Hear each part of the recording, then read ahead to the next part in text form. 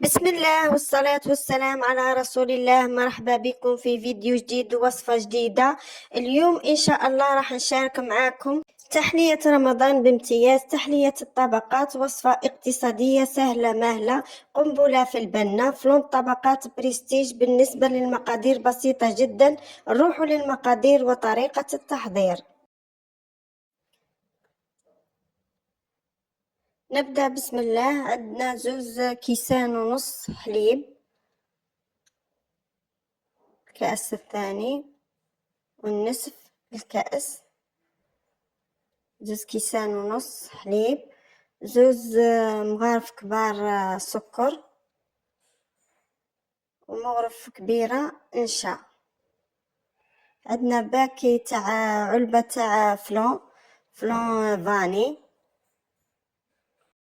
نخلطوا الكل مليح ونحطوهم على نار وتكون متوسطة مع الخلط المستمر.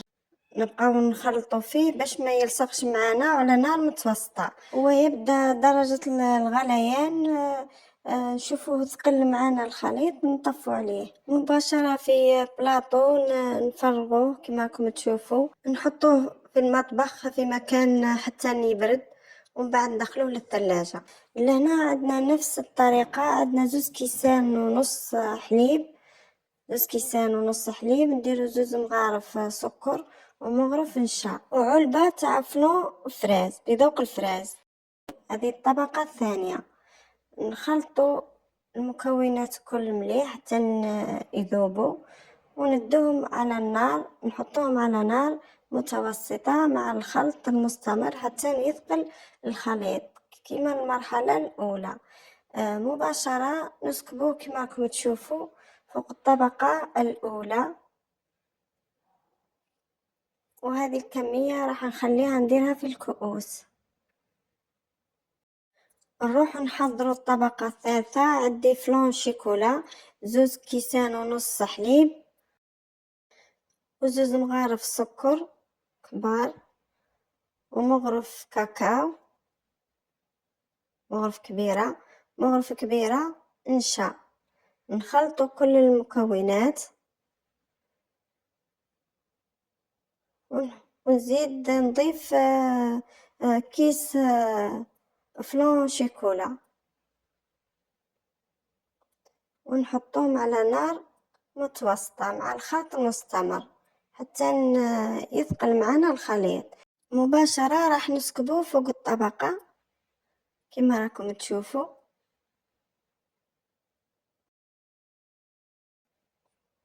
انا هذه الكمية راح نخليها نديرها في الكؤوس، نخلوها على جانب حتى تبرد، ومن بعد لهنا نحضروا الطبقة الأخيرة. عندنا 1.5 كاس ماء، مغرف صغيرة قهوة سريعة الذوبان، واللي ما عندهاش قهوة سريعة الذوبان تقدر دير قهوة عادي، بصح تعاودوا تصفوه باش تنحو ديك الحبيبات. عندنا 3 مغارف كبار سكر وباكي فلون شيكولا، نخلطوه كل مليح كما راكم تشوفوا،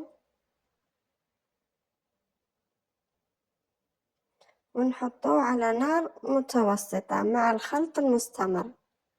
في هذه الأثناء كي نشوفوه بدا يغلي معانا كما راكم تشوفوا، نحسبوله 7 دقائق ونطفو عليه. مباشرة راح نخلوه يرتاح شوي، مش من النار، نخلوه شوية تنقص درجة الحرارة، بعد نسكبوه فوق الطبقة كما راكم تشوفوا بهذه الطريقة. ولازم نديروا المغرف باش ما تعودناش حفرة في الوسط. بعد ما جمد معانا واصبح متماسك، لهنا راح نقطعوا مرصوات كما راكم تشوفوا. ديروا لي جيم للفيديو، بارطاجوه مع الاهل والاصدقاء. راح نزينوا بسكوي كما راكم تشوفوا، التزيين يرجع اختياري.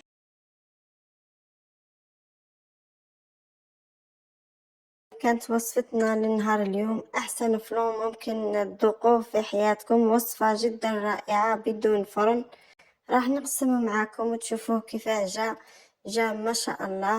راح تعتمدوها هذه التحلية لشهر رمضان، راح تفرحوا بها العائلة، ولسائر الأيام تقدروا ديروها ما شاء الله تجي ذوقا وشكلا.